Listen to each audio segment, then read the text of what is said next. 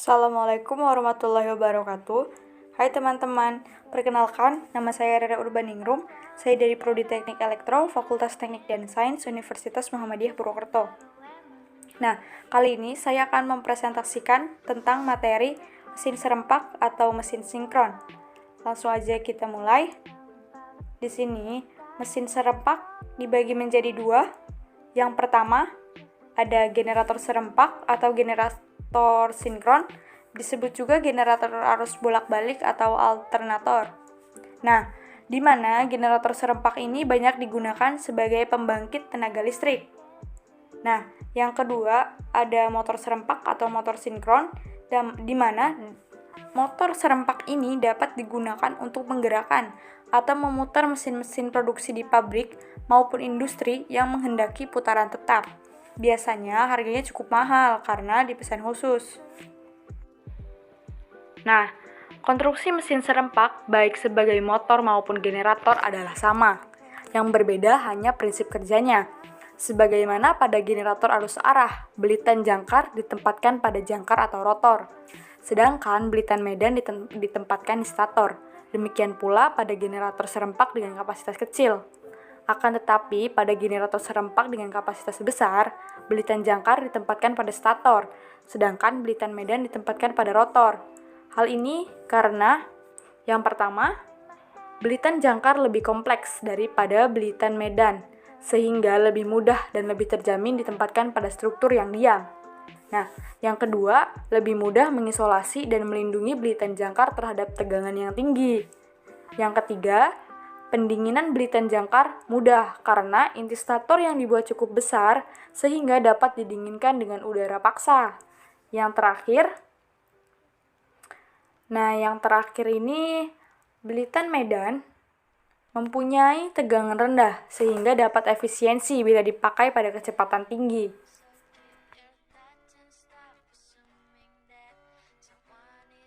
Selanjutnya, prinsip kerja generator serempak. Berdasarkan induksi elektromagnetik, yaitu setelah rotor diputar oleh penggerak mula atau prime mover, maka kutub-kutub yang ada pada rotor akan berputar. Jika kutub diberi arus arah atau arus DC, maka pada permukaan kutub akan timbul medan magnet yang berputar dengan kecepatan yang sama dengan putaran kutub. Garis-garis gaya tersebut akan memotong kumparan jangkar pada stator, sehingga pada kumparan jangkar akan timbul gaya gerak listrik atau tegangan induksi. Nah, frekuensi tegangan induksi dapat dinyatakan dalam rumus berikut, di mana P ini adalah banyaknya kutub dan N adalah kecepatan putar.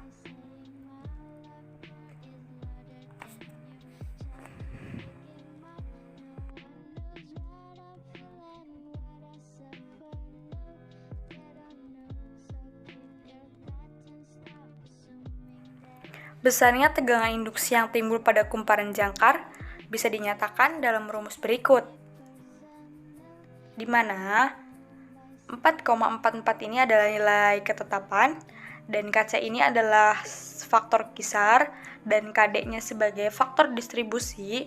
F di sini adalah frekuensi dalam Hz atau CPS. Flux di sini adalah flux atau kutub dalam Weber. Dan T-nya adalah banyaknya lilitan per fasa, di mana T ini adalah setengah Z. Z adalah banyaknya sisi lilitan fasa. Nah, selanjutnya ada generator serempak berbeban. Nah, generator serempak berbeban ini adalah jika generator serempak belum berbeban, maka tegangan induksinya yang dibangkitkan pada kumparan jangkar yang ada di stator sama dengan tegangan terminalnya. Waktu generator sudah berbeban, maka tegangan E tidak sama dengan tegangan V. Tegangan terminal akan bervariasi karena yang pertama, jatuh tegangan atau voltage drop karena resistansi jangkar sebesar arus dikali resistansi jangkar. Yang kedua, jatuh tegangan karena reaktansi bocor atau XL dari jangkar sebesar arus dikali reaktansi bocor.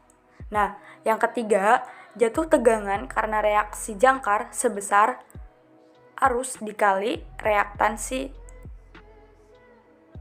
Jangkar. Reaksi jangkar disebabkan oleh arus beban yang mengalir pada kumparan jangkar. Arus tersebut akan menimbulkan medan yang melawan medan utama sehingga seolah-olah jangkar mempunyai reaktans sebesar Xa.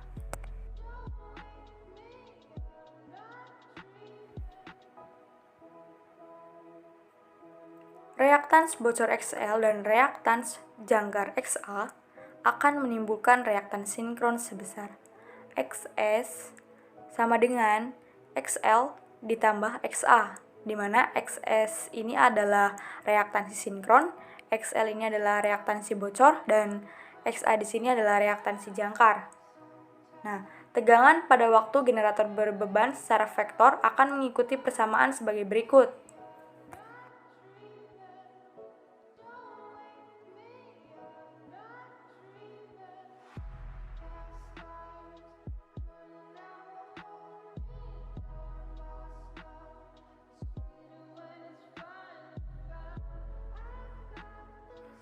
Selanjutnya, prinsip kerja motor serempak.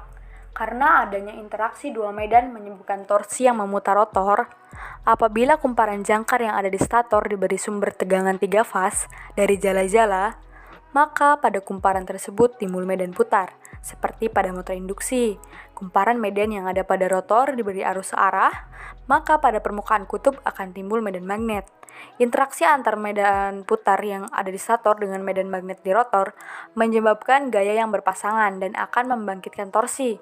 Torsi tersebut akan memutar rotor dengan kecepatan yang sama atau sinkron dengan perputaran medan putar stator.